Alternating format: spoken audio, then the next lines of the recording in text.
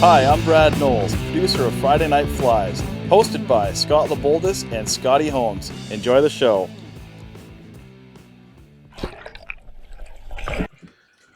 Is it camera three? We're there? Okay, ladies and gentlemen.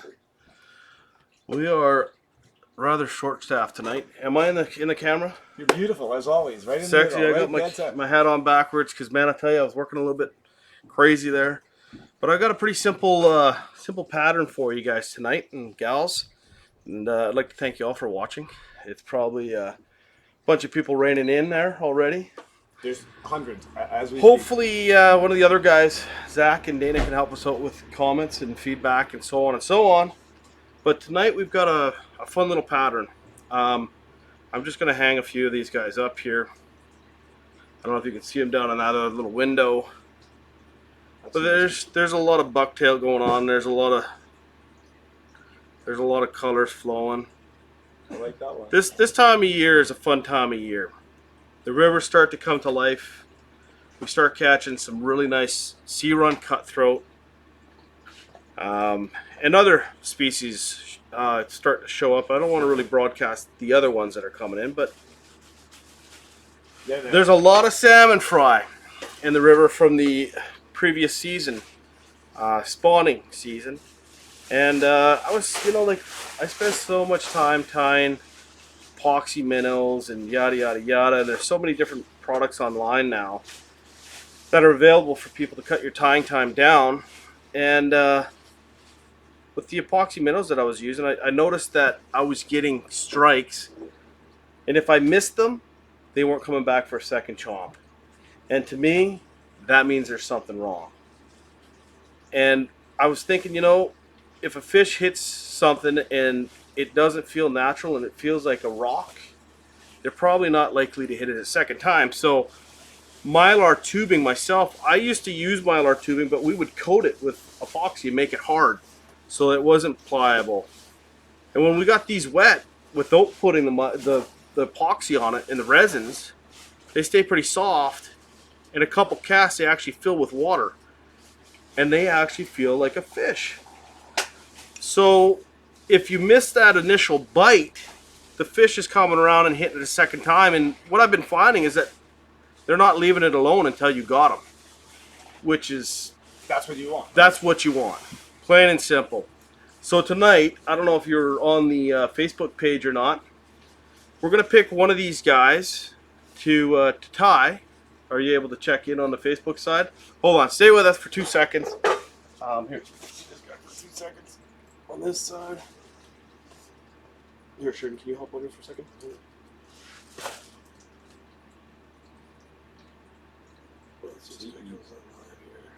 Side.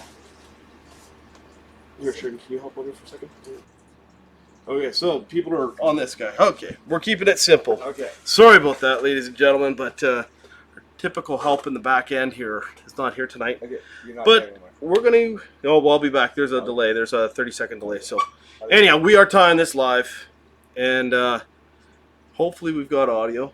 Is there audio? Not here. Not yet. It's coming. Anyhow, so we've got a few different variations. Myself, I really like this pink one. So I think that's the one we're going to tie tonight for you, ladies and gentlemen. It's coming. Is it still? You're still a long delay? Behind. Yeah, you're still behind. Okay. Anyhow, we're going to start out here with a mustad hook streamer. Got to dig them out here, and they're in these nice little baggies. Still nothing coming? Okay, so we got a mustad hook in a size 6 streamer, 3XL. It's just because it's delayed. The sound should have kicked in by now, no? Well, we should have video going. Like, you're there, you look great, but there is, like... Oh, you're not hearing audio. You know why? Because I turned the audio off. Oh, did you? Yeah. By now, no? Yeah, so that way we don't get echoes and doubles and whichever. Okay, so anyhow, these comedians in the background here didn't realize that I turned the audio off so that we don't get echo in the background. So we're going to start off with a 6/0 uni thread in olive We're going to put a little bit of all the thread down on the hook just to cover it up a little bit. We're going to run her to the back here. Going to make a little bump. And it's funny, after tying that to the deceiver, Lefty's deceiver, I've caught myself in a bad habit of, instead of using my scissors now, I like to just give it a pull and break the thread off. Because that is badass. Isn't that awesome? Okay, and just be careful. If you got soft fingers, I don't recommend doing that, probably because you'll get a real good line cut. So, how are we making those? Is there a bunch of people checking in? Yeah, we got Rick's Wraps. Rick Wraps. Yeah. Well, you already saw how this fly was tied earlier. You snuck your way into getting one. So we've got some mallard flank from Superfly in Naturel. Au Naturel. We're going to take the fuzz off the bottom end, take the tip feathers, going to lay them down on one side, flip it over, take the tail, other tip from the other side, and all you're going to do is take those two sides that you ripped off, face them against each other like so, grab them in a clump, line up the tips somewhat, and then, yeah, it doesn't need to be perfect. There's no such thing as a perfect fly. No, and the fish unless is going to be... Unless your name is Scotty Boulder, because that guy ties nothing but perfect flies. And then we tie that in. You want to try and get most of it there. So now you have this. It looks like a minnow tail, doesn't it? It's... Yeah. When the water races through that bad boy, it's going to be kicking around, and it's going to give them a bit of an illusion. I tie on the Mylar tubing a little different than other people. So this Mylar tubing is, where's the bag? Anyhow, I've got it on the shelf. So if you're looking to buy some, another product from fine people at Superfly, it is their Super Weave Mylar piping, which it's Mylar tubing, same thing. And a lot of people tie them in from the front. I like to tie them in from both ends. It's super simple because I've got this new product called Solarez that helps me lock it down. So you cut off a little chunk like so, just a little bit longer than the hook. Take your one finger, push in the tubing, take that center out. Next thing you know, you got this lovely skirt. Pull down your little bobbin and you just slide it right up the middle. Right until it comes just to the back of the fly, and you don't want it going into your tail too much because then it creates a lot of work of cleaning up afterwards. So you take that guy. Oh, sticking to my fingers. Stick your fingers. Not good. Okay, so at that point, wrap it up fairly tight. You're just going to lock this little guy down.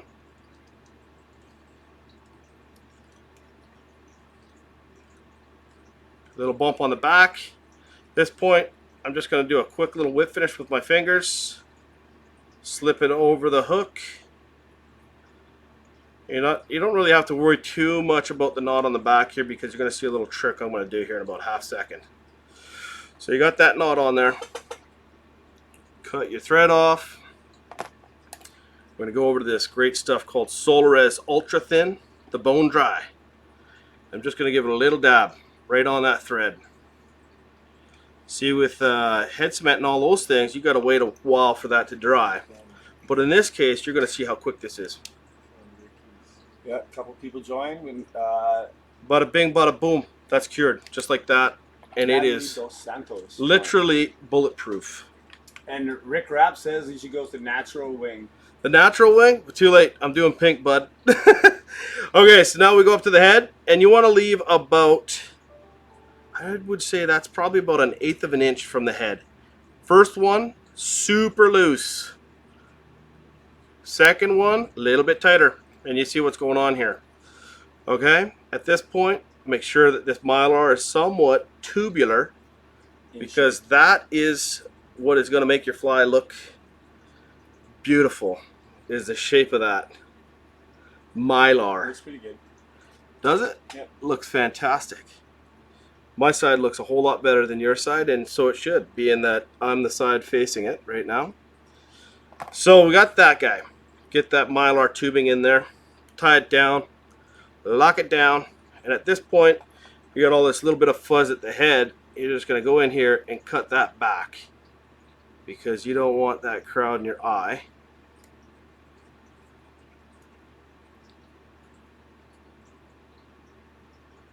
Well, I tell you, don't drink a bunch of coffee before you have to do fine work with your scissors. Whew, boy, a little shaky here. Okay, at that point, just lock all that thread down at the head here. And then we're going to get into the fun stuff, making it look real pretty. So we've got another fun fur here, a bucktail from Superfly. Nice. This is UV2, and I'll show you what we mean by UV2. You see when you hit that UV light on this thing? It's bright, real bright. So you want to take a small clump of this fur, the bucktail, about maybe a 1/4 inch thick, about a 1/4 inch, swap fingers, pull all that loose stuff out, grab it up a little higher on this end, then do the same thing going the other way because you want to get all them shorties out because they will mess your fly up real bad. At that point, measure it up to the length of your fly, swap it over, get back a bit, lay it on top, loose roll it first, second loose, and then a little bit tighter. And then what you're going to do is grab this front, work your way right to the front of the hook shank, right in front of the eye, and then lay it all out nice and flat. And to bulk up the head of your fly, because you're going to see, we're going to put some eyes on this thing, make it real sexy. As you take this bolt back over, I've seen guys tie it other ways, tie it in at the front, fold it back over. This way works pretty good for me. And I've tied about 100 of these things already, and they've been working real well for us. At that point, fold it back. I don't know why this bucktail is a little sticky. It might be my fingers from that last coffee I had. It's also going to help hold it in there too. Yeah, in a sense. Okay, so once that guy's in there, tie it down, lock it down, nice and tight.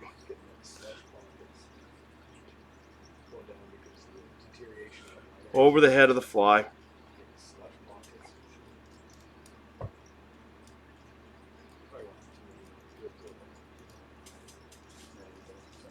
You can leave a little bit of this pink poking through too.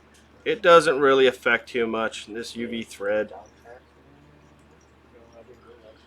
Bulking up the head a little bit. Okay, so now that I folded that all back and it kind of slipped out of my fingers, the fun part now is going to be trimming it back, which isn't that hard. Get your fly in underneath your scissors, plop it a bang boom bang.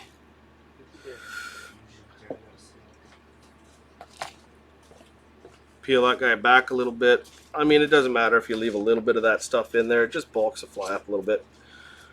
And as you can see, we're going to go to your side, make sure your side is as pretty as mine. Pretty good. This side, same old trick. We got one short fatty here. Let's get rid of that guy. Pretty sexy if you ask me. And I mean, you can spend as much time as you want cleaning these flies up if you wanted to. But I'm going to tell you right now, the fish don't really care. I mean, if they're inspecting it that close, it's probably because it's in its mouth already. And at that point, it's thinking other things, how it's going to get it out of its mouth. So we're going to take the whip finisher, lock that thread down.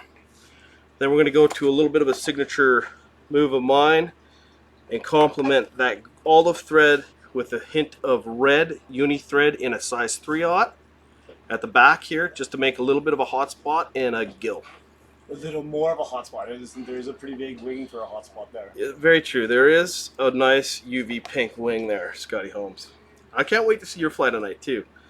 We've got a little chat room that we share between the Friday Night Fly pros here, and there's a few real nice flies coming out this week. So anyhow, there we go. Whew, next, we've got these lovely sheet eyes from yours truly, Chinook Wind Outfitters. up in Chetwynd, British Columbia. Susan, I'm sure you're out there right now watching because you're a huge fan of ours as well as a sponsor and a big part of our show. We would like to thank you tonight. Thank you very much for your support. We've got some really, really exciting news to give you, ladies and gentlemen, here in the near future. We have got a big sponsor coming on. I'm not gonna spoil it for you because we're gonna wait until the sponsor, the parcel's in the mail. But we've got a big sponsor coming in, and it's a real exciting one that we're really excited about as well. And I can't wait to share with you guys. But anyhow, we've got gold sticky eyes. And it's funny how that just makes that fly look a whole lot more like a fish. Okay, at that point, you want to look at the front, make sure that they're even. Squish them together a little bit. Give it a nice little roll so you can see both sides are looking pretty sexy. We're going to go back to the Solarez.